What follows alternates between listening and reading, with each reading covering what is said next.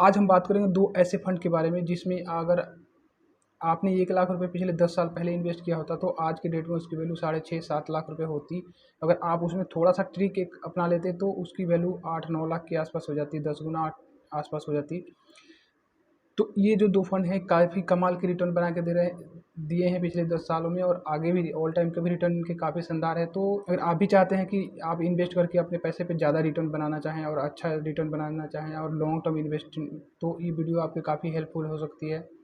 तो चलिए वीडियो को शुरू करते हैं। वीडियो को शुरू करने से पहले आपसे रिक्वेस्ट, चैनल में पहली बार आए हैं तो चैनल को सब्सक्राइब और वीडियो को लाइक शेयर जरूर कर दें। किसी इन्वेस्टर ने इसमें पिछले 10 साल पहले 1 लाख रुपए इन्वेस्ट किया होता तो आज की डेट में उसकी वैल्यू 6,71,639 रुपये होती।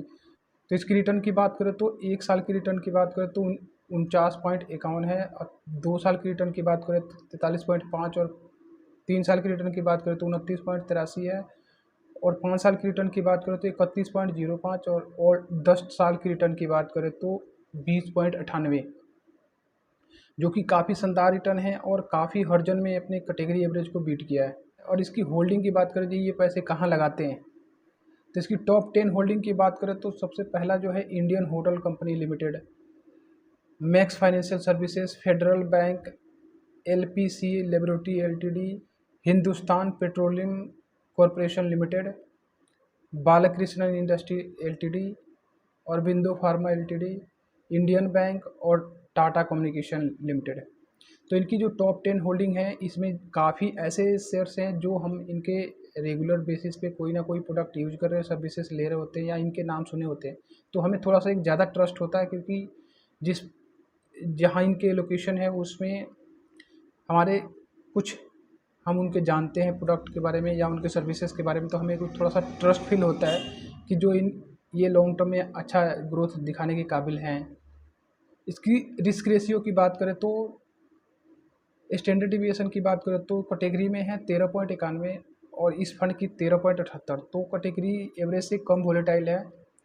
और बीटा की बात करें तो कैटेगरी एवरेज और इसमें 0.89 है, और कैटेगरी का भी 0.89 है, तो इसकी रिटर्न से थोड़ा आपको वोलेटिलिटी कम देखने को मिलेगा क्योंकि स्टैंडर्ड डिवीजन कम है। और अल्फ़ा की बात करें तो कैटेगरी एवरेज से 2-3 गुना के ज़्यादा है। कैटेगरी एवरेज की अल्फ़ा की बात करें तो 0.29 है, और इस फंड की अल्फ़ा की बात करें तो 2.99 है। तो ये काफ़ी अच्छा रिटर्न बना के दे रहा है और अपने कैटेगरी एवरेज को बीट कर रहा है और बेंचमार्क को से अच्छा रिटर्न निकाल के दे रहा है। तो ये फंड अगर आपकी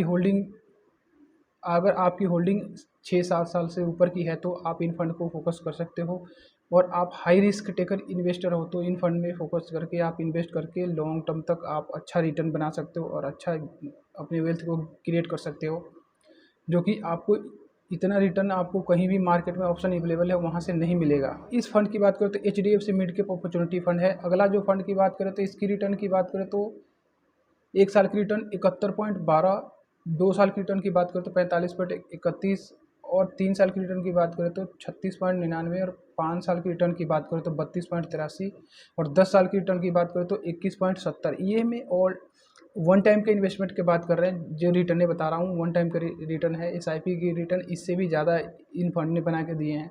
तो हम बात करें यहाँ पे क्योंकि कैलकुलेशन के पर्पज़ से देखने के लिए, तो हम वन टाइम का ही रिटर्न काउंट करके चलते हैं। इसकी होल्डिंग की बात करें तो इसकी टॉप 10 होल्डिंग की बात करें तो इसका सबसे पहला जो है वो कल्याण ज्वेलर्स है।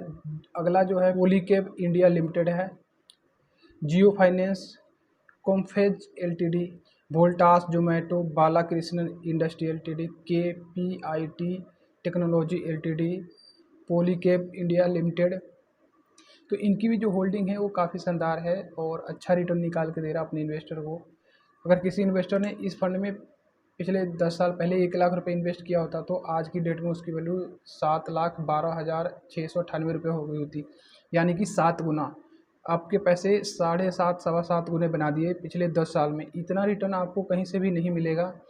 और इसकी रिस्क रेशियो की बात करें तो इसकी स्टैंडर्ड डिविएशन की बात करें तो कैटेगरी एवरेज 13.91 है और इस फंड का 14.59। तो ये कैटेगरी से ज़्यादा वोलेटाइल है नो डाउट, लेकिन रिटर्न भी आपको कैटेगरी से काफ़ी ज़्यादा निकाल के दे रहा है। और अल्फ़ा की बात करें तो कैटेगरी एवरेज में है 0.29 और इस फंड की है 10.22। तो जो ये अपने कैटेगरी एवरेज और बेंचमार्क को 10.22% के रिटर्न से बीट कर रहा है, जो कि काफ़ी शानदार है। इतना रिटर्न तो आपको अगर ग्रांटेड की तरफ जाते हो तो इतना रिटर्न नहीं मिलता 10.22, जितने की रिटर्नों से अपनी कैटेगरी एवरेज और बेंचमार्क को बीट कर रहा है। और बीटा की बात करें तो कैटेगरी एवरेज में है 0.89 और इस फंड की बात तो 0.83 है। तो इस बीटा भी काफ़ी शानदार है और थोड़ा वोलेटाइल है। तो अगर आपको रिटर्न भी ज़्यादा निकाल के दे रहा है और लॉन्ग टर्म तक रहते हो, अगर 7 साल 8 साल 10 साल 12 साल का आपका गोल है, तो ये फंड आपके लिए काफ़ी शानदार हो सकता है। पहला फंड जो था HDFC मिड कैप का था और ये दूसरा जो फंड है Motilal Oswal mid cap fund है, जो कि दोनों ही फंड मिड कैप कैटेगरी के one of the best fund में से एक है। तो इन दोनों फंड में की बात करें तो मिड कैप के फंड में जो तो मोतीलाल ओसवाल जो है सबसे बढ़िया मिड कैप कैटेगरी के अभी शानदार रिटर्न निकाल के दे रहा है, इसका जवाब नहीं है। माफ़ी चाहता हूँ कि आप लोगों को वीडियो थोड़ा काफ़ी लेट मिल रहा है, क्योंकि ऑडिट के टाइम थोड़ा सा चल रहा था, इसे बुक्स ऑडिट और टैक्स ऑडिट का चल रहा था, उसमें काफ़ी बिजी था, इस वजह से मैं वीडियो नहीं बना पाया। तो आगे आपको कंटिन्यू वीडियो मिलती रहेगी। तो thank you so much watching this video.